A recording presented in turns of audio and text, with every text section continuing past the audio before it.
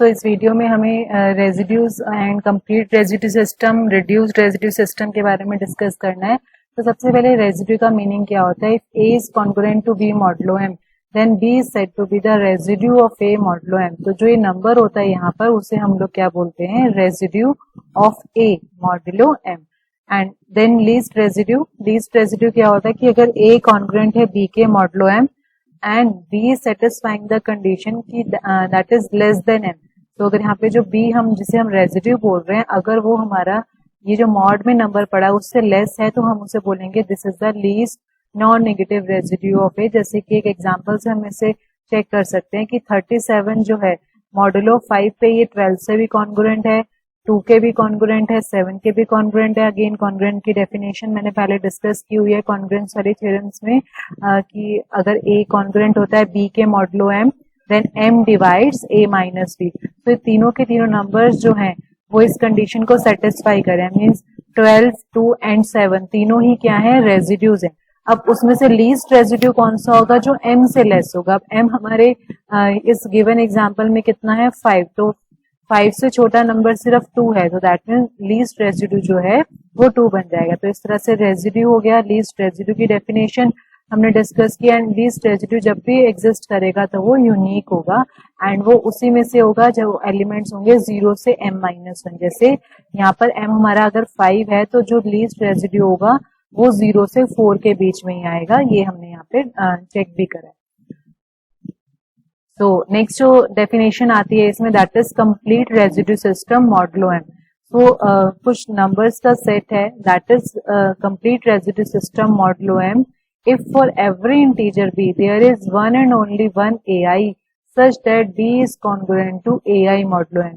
कि हम एक पर्टिकुलर सेट ऑफ इंटीजर्स को कंप्लीट रेजिड्यू सिस्टम बोलेंगे कि जब भी हम कोई इंटीजर लें उस इंटीजर के कॉरेस्पॉन्डिंग यहाँ से एक ही एलिमेंट ऐसा आएगा जिसके साथ जो गिवन इंटीजर है जो हमने यहाँ पे कंसीडर किया है वो क्या हो जाएगा? कॉन्ग्रुएंट हो जाएगा। तो इसे भी हम न्यूमेरिकल से समझ सकते हैं। जैसे कि ये सेट ऑफ इंटीजर्स हमारे पास है, हमें प्रूव करना है कि कंप्लीट रेजिड्यू सिस्टम बनाता है मॉडुलो 6। तो हम क्या करते हैं? 1 बाय 1 हमने सारे के सारे एलिमेंट्स को 6 से डिवाइड करके और सारे के सारे जो रिमाइंडर्स हैं वो लिखे। बिकॉज हमें पता है कि हमने कॉन्ग्रुएंस वाली वीडियोस में चेक किया था an integer is congruent to its remainder. तो ये जो जितने भी नंबर्स हैं उनके कॉरेस्पॉन्डिंग मैंने रिमाइंडर्स को लिखा। तो अगर हम चेक करें अब 6 से लेस जो नंबर्स होंगे वो 0 से लेके 5 तक बनेंगे। तो अगर हम यहाँ पे चेक करें 0 भी अटेन हो रहा है, 1 भी, 2 भी, 3 भी, 4 भी, 5 भी, यानी सारे के सारे जो रिमाइंडर हैं 0 से लेके 5 तक वो सारे के सारे हमें मिल रहे हैं। यानी ये जो सेट है this set form the complete residue system. So another definition हम ये बोल सकते हैं कि अगर एक सेट ऑफ इंटीजर्स है हम उसे कंप्लीट रेजिड्यू सिस्टम बोलेंगे। नंबर 1 उसमें m एलिमेंट्स हैं एंड नंबर 2 आपस में वो कॉन्ग्रुएंट नहीं है। अगर डिफरेंट है तो वो आपस में कॉन्ग्रुएंट नहीं है। तो कुछ रिमार्क्स हैं कि infinitely many complete residue system हो सकते हैं। एंड एक जो पर्टिकुलर सेट है that is 0 to m-1। 0 to m-1 तक का जो सेट है that is the fundamental complete residue system. Means ये सिस्टम तो हमेशा एग्जिस्ट करेगा ही और कोई और सिस्टम भी हो सकता है, बट 0 से m-1 तक का जो सिस्टम है that is the fundamental complete residue system. तो हम नेक्स्ट थ्योरम्स की बात करते हैं। यहाँ पर इसमें एक थ्योरम है कि अगर a1 से लेके an तक कंप्लीट रेजिड्यू सिस्टम है एंड k और m का जीसीडी 1 है, तो अगर हम k से सारे के सारे नंबर्स को मल्टीप्लाई कर दे तो वो भी हमारे पास क्या हो जाएगा? Complete residue system. तो हमने ये सेट लिया S, हमने देखा यहाँ पे कि m एलिमेंट्स हैं जो कि इनकॉन्ग्रुएंट है मॉडुलो m बिकॉज a1 से लेके am तक सारे कैसे हैं? कंप्लीट रेजिड्यू सिस्टम बनाते हैं। तो हमने जैसे भी प्रॉपर्टी में चेक किया कि आपस में इनमें से कोई भी एलिमेंट कॉन्ग्रुएंट नहीं होगा, तो सिमिलरली यहाँ पर भी कोई भी एलिमेंट जो है वो कॉन्ग्रुएंट नहीं होगा। ये हमें प्रूव करना है। तो हम यहाँ पर मान के चलते हैं कि 2 एलिमेंट्स कॉन्ग्रुएंट है, मींस इंडेक्स डिफरेंट है। जैसे हो सकता है ka1 और ka3 जो है वो आपस में कॉन्ग्रुएंट है, ऐसा मैं लेके चलती हूँ, लेकिन बाद में कॉन्ट्राडिक्शन आ जाएगी। सो k और m का जीसीडी 1 है। ये हमने कॉन्ग्रुएंस की प्रॉपर्टी में चेक किया था कि अगर हम कोई कॉमन फैक्टर दोनों साइड से कैंसिल करना चाहते हैं तो उस फैक्टर का मॉडुलो वाले नंबर के साथ जीसीडी कितना होना चाहिए, 1 होना चाहिए। मींस के और एम का जीसीडी जो है वो यहाँ पे 1 हो गया, इसलिए हमने के को कैंसिल कर दिया दोनों साइड से। तो जैसा कि मैंने बोला कि इससे क्या आ जाएगा, ए आई जो है वो ए जे के कॉन्ग्रुएंट हो जाएगा। बट जैसे मैंने भी बोला कि कंप्लीट रेजिड्यू सिस्टम ये है A1 से लेके AM तक, अगर ये कंप्लीट रेजिड्यू सिस्टम है तो इसमें कोई भी दो एलिमेंट आपस में कॉन्ग्रुएंट नहीं हो सकते। तो ये कॉन्ट्राडिक्शन आ गई एंड इससे ये प्रूव हो गया कि जो KA1, KA2, KAM वाला सेट है वो भी हमारे पास क्या है, कंप्लीट रेजिड्यू सिस्टम है। तो जस्ट एक ये कंडीशन हमें चेक करनी है कि K और M का GCD 1 होना चाहिए। उसके बाद हम अगर हम किसी नंबर से इस CRS सिस्टम को मल्टीप्लाई करते हैं तो फिर भी वो न्यू सिस्टम जो आएगा that will remain as complete residue system. Next जो definition आती है that is reduced residue system. So complete residue system में से अगर हम कुछ integers हटा दें जो कि common factor है जिनका M के साथ, और हम ये बोल सकते हैं कि जो हमने CRS system बनाया उसमें से हम वो वाले integers delete कर दें जिनका GCD जो है वो M के साथ 1 नहीं है, तो वो हमारे पास क्या हो जाएगा, reduced residue system. तो यहाँ पर एक एक्स्ट्रा टर्म है कि रिलेटिवली वो क्या हो जाएंगे, प्राइम। तो हमें कुछ अब इम्पोर्टेंट थ्योरम्स को डिस्कस करना है। सो फर्स्ट थ्योरम जो है, अगर A1 से लेके A phi m जो है वो आयलर फंक्शन को रिप्रेजेंट करता है कि अगर वो रिड्यूस्ड रेजिड्यू सिस्टम है एंड K और M का GCD 1 है, देन जो न्यू सिस्टम आएगा KA1, KA2, KA phi m that is also a reduced residue system. तो फर्स्ट थ्योरम जो हमें डिस्कस करनी है, हमने सपोज किया A1 से लेके A phi m तक जो है वो रिड्यूस्ड रेजिड्यू सिस्टम है, और रिड्यूस्ड रेजिड्यू सिस्टम है तो इसलिए हर एक नंबर जो है उसका M के साथ जो GCD होगा वो हमारे पास क्या होगा, 1 होगा, जो कि रिड्यूस्ड रेजिड्यू सिस्टम की डेफिनेशन होती है।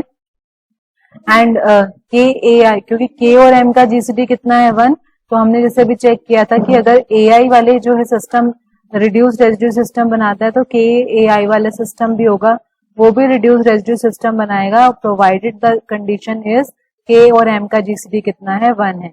तो यहाँ पर हमने एक सेट लिया KA1 से लेके KA phi m तक, उसमें भी phi m एलिमेंट्स हैं।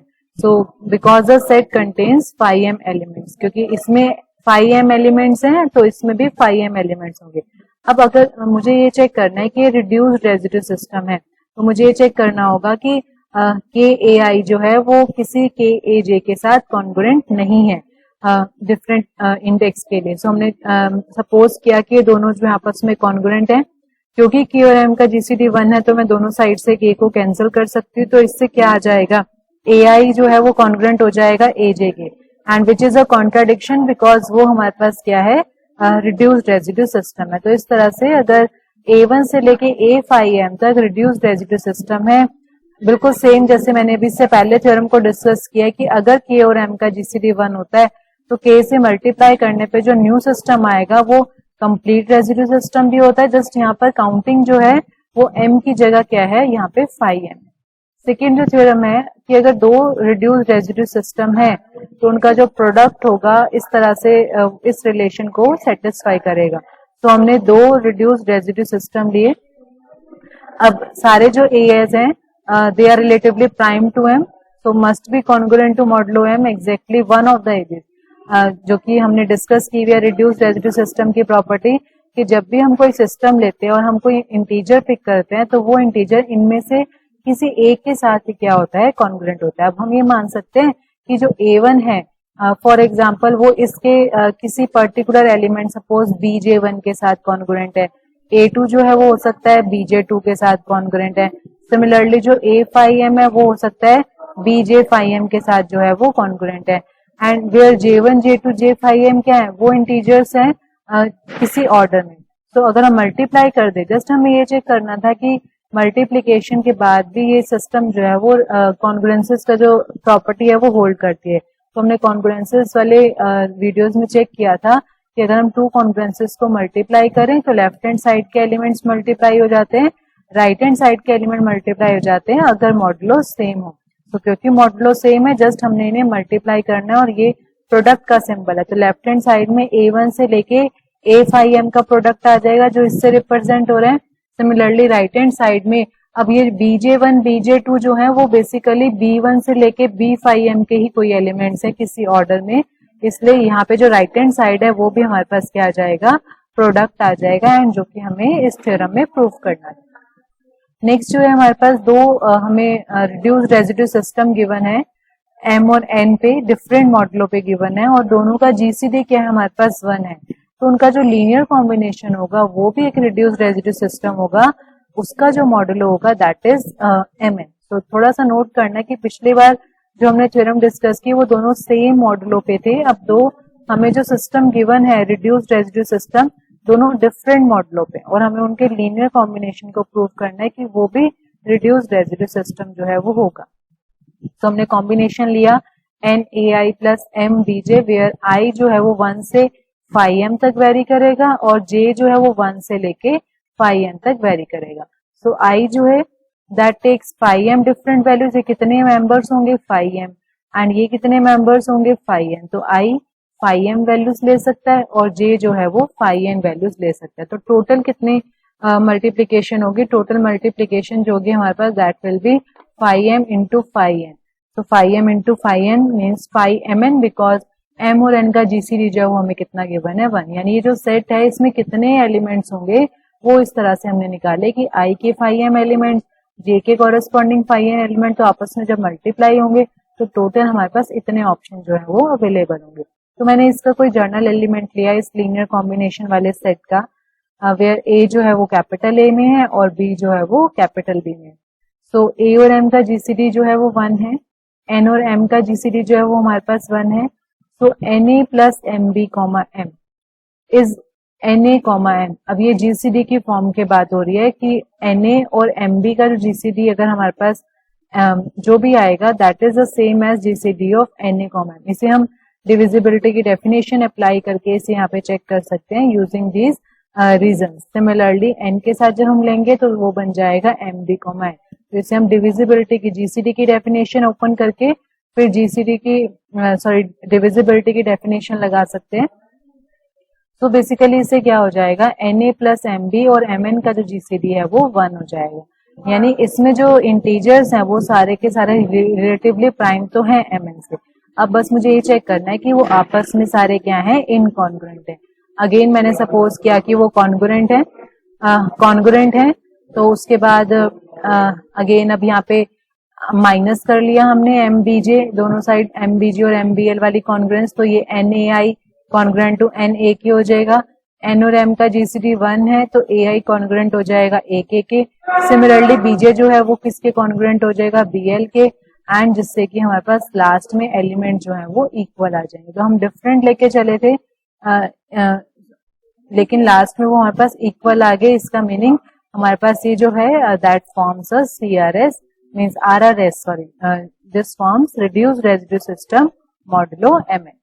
नेक्स्ट जो इसमें थ्योरम आती है that is Euler generalization of Fermat's theorem. तो फर्मास थ्योरम जो है उसकी जर्नलाइजेशन यहाँ पर आती है, A is any integer, M is the positive integer, and दोनों का GCD क्या है 1। तो हम इस तरह से फॉर्मूला लिख सकते हैं, A raise to power 5m means Euler function is congruent to 1 modulo M। तो इसके लिए हमने रिड्यूस्ड रेजिड्यू सिस्टम का यूज करना है, तो हमने एक रिड्यूस्ड रेजिड्यू सिस्टम लिया R1 से लेके R5m तक। A और M का GCD जो है वो 1 है, और जैसे मैंने अभी ये थ्योरम डिस्कस किया कि अगर किसी नंबर का GCD मॉडुलो वाले नंबर के साथ 1 है तो उस नंबर से हम रिड्यूस्ड रेजिड्यू सिस्टम या CRS सिस्टम को मल्टीप्लाई कर सकते हैं। तो मैंने A को मल्टीप्लाई किया तब भी वो हमारे पास क्या है, रिड्यूस्ड रेजिड्यू सिस्टम। एंड क्योंकि रिड्यूस्ड रेजिड्यू सिस्टम है, अब ये जो सिस्टम है और ये जो सिस्टम है आपस में एक एलिमेंट एक के कॉन्ग्रुएंट हो सकता है। हाँ, ये हो सकता है कि फर्स्ट एलिमेंट लास्ट के कॉन्ग्रुएंट हो जाए। तो हमने दोनों सिस्टम क्योंकि RRS हैं, जैसे अभी मैंने इससे पहले थ्योरम्स में भी डिस्कस किया है, तो यानी ये जो AR1 है हो सकता है कि वो R3 के कॉन्ग्रुएंट हो जाए, AR2 हो सकता है R5M के कॉन्ग्रुएंट हो जाए, इसलिए मैंने यहाँ पे डिफरेंट इंडेक्स लिए हैं कि ARI हो सकता है RJ के कॉन्ग्रुएंट हो जाए। अगेन मैंने सारी कॉन्ग्रुएंसेस को मल्टीप्लाई किया, तो लेफ्ट हैंड साइड में A जो है वो कितनी बार आएगा, जितनी बार हमारे R है। R ये कितने एलिमेंट हैं इस सेट में, 5m एलिमेंट्स हैं, यानी A जो है वो 5m टाइम मल्टीप्लाई होगा। तो a raise to power 5m आ जाएगा और r1 से लेके r5m का प्रोडक्ट आ जाएगा। राइट पे हमारा r1 से लेके r5m का प्रोडक्ट आ जाएगा। अब हर ri क्या है, को प्राइम है m के साथ, तो उनका जो प्रोडक्ट है वो भी को प्राइम होगा एंड क्योंकि को प्राइम है इसलिए हम दोनों साइड से कॉन्ग्रुएंस में जो नंबर है उसे कैंसिल कर सकते हैं एंड जिससे कि हमें फर्मास थ्योरम जो है वो मिल जाएगी। तो फर्मास थ्योरम में अगर p प्राइम है तो हमें पता है कि आयलर फंक्शन एक प्राइम नंबर का क्या होता है, p-1। तो यही रिजल्ट हमारा फर्मास थ्योरम है बेसिकली। तो ये जो है that is the Euler generalization of the Fermat's theorem. तो जो फर्मास थ्योरम थी वो सिर्फ किसी प्राइम के लिए थी, वो भी यहाँ से डिराइव हो रही है। तो दैट इज आयलर्स की जो जनरलाइजेशन है वो किसी भी नंबर के लिए होल्ड करेगी।